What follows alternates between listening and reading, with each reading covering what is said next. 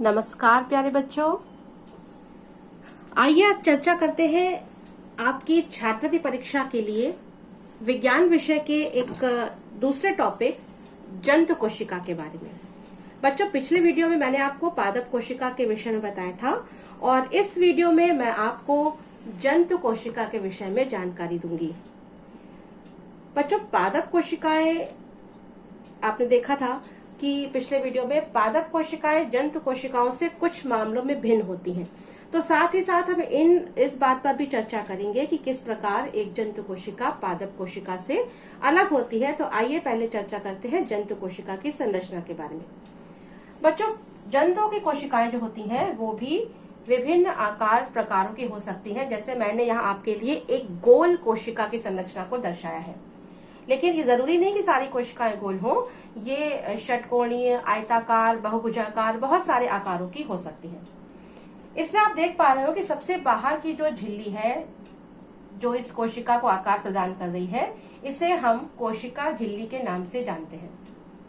बच्चों, पादप कोशिका में आपने देखा था कि इस कोशिका झिल्ली के बाहर एक कोशिका भित्ति पाई जाती थी जो सेल्यूलोज से बनी होती थी, लेकिन जंतु कोशिका में उसका अभाव होता है और इसकी सबसे बाहरी दीवार इसीलिए जो है वो कोशिका झिल्ली है। और ये कोशिका झिल्ली मैंने कई जगह पर देखिए टूटा टूटा इसको बनाया है। इसका मतलब ये है कि ये कोशिका झिल्ली जो है अर्धपारगम होती है और इससे होकर बहुत सारे पदार्थ बाहर जा सकते हैं, साथ ही इसके साथ बहुत ही पदार्थ इस छेदों से होकर के अंदर आ सकते हैं। इसीलिए इस झिल्ली को अर्धपारगम कहा जाता है। इस झिल्ली के अंदर एक द्रव्य भरा होता है जो जल की तरह, जिसमें जल भी होता है, एक द्रव्य होता है जिसमें बहुत सारी चीजें घुली हुई होती हैं। इस द्रव्य को हम कोशिका द्रव्य के नाम से जानते हैं। इस कोशिका द्रव्य का काम होता है कोशिका को ताने रखना या कोशिका को स्फीत अवस्था में रखना।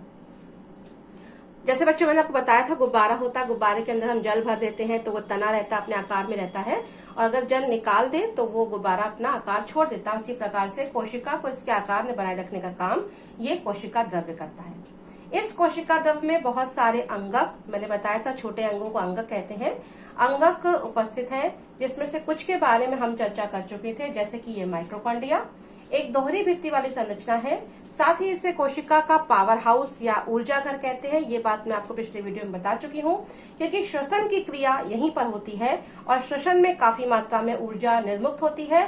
वो ऊर्जा एक यौगिक, जिसे मैंने बताया था एटीपी के नाम से जानते हैं, एटीपी के अंदर संचित हो जाती है। इसलिए एटीपी को ऊर्जा का सिक्का भी कहते हैं और माइटोकॉन्ड्रिया को कोशिका का पावर हाउस।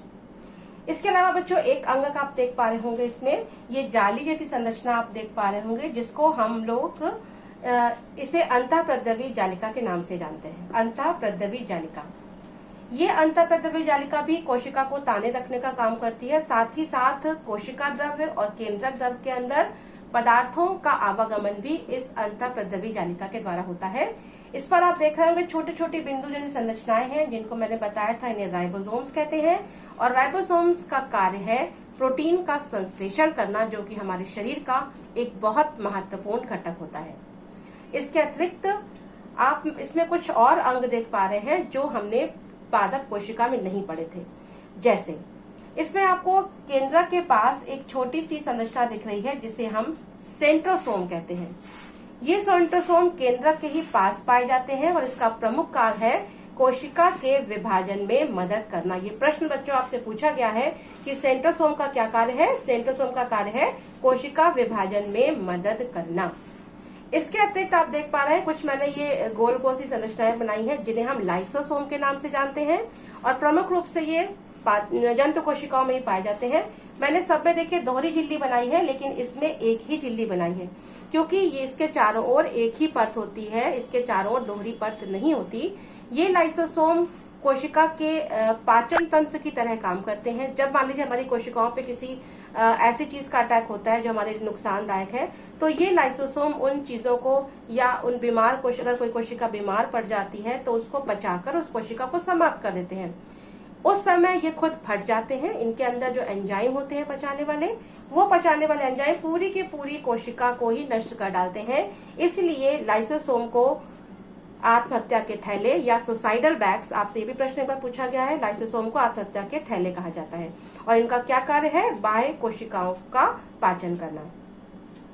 सेंट्रोसोम आपने पढ़ा लाइसोसोम इसमें होता है। इसके अलावा बहुत सारे और छोटे छोटे अंग, जैसे हमने आपको पिछली बार बताया था कि कोशिका में एक बीच में आप देख पा रहे हैं केंद्रक। ये केंद्रक का कार्य उसी प्रकार से होता है जिस प्रकार हमारे मस्तिष्क में जो ब्रेन है, जो दिमाग है हमारा काम करता है। कोशिका के अंदर बाहर होने वाली संपूर्ण क्रियाओं का नियमन ये केंद्रक करता है। इस केंद्रक के अंदर एक छोटी सी केंद्रिका होती है और साथ ही साथ ये जो मैंने धागे जैसे बनाए हैं ना, इन्हें हम लोग कहते हैं गुणसूत्र। इन्हें कहा जाता है गुणसूत्र, जिसके ऊपर जीन होते हैं और जो आनुवंशिकता के वाहक होते हैं। तो इन गुणसूत्रों के द्वारा ही हमारी जो एक पीढ़ी है उसके गुण दूसरी पीढ़ी में भेजे जाते हैं। यानी ये जो है ये प्रजनन वाले काम में बहुत हेल्पफुल है और ये एक पीढ़ी से दूसरी पीढ़ी तक गुणों को पहुंचाता है।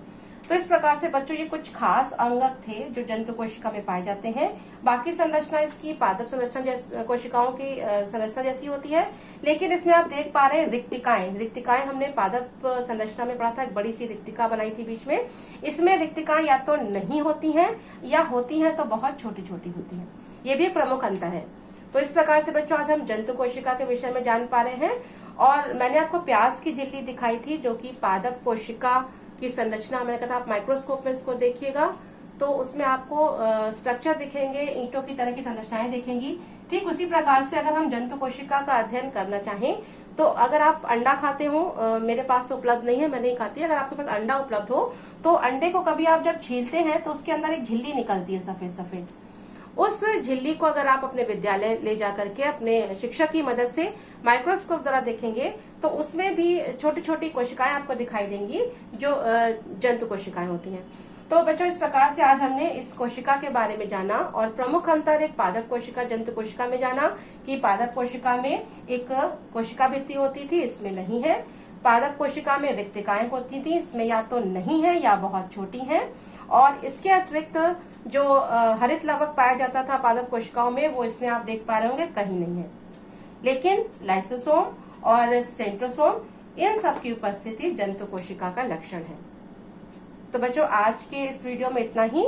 पढ़ते रहिए मेरे यानी प्रिया श्रीवास्तव के साथ। नमस्कार।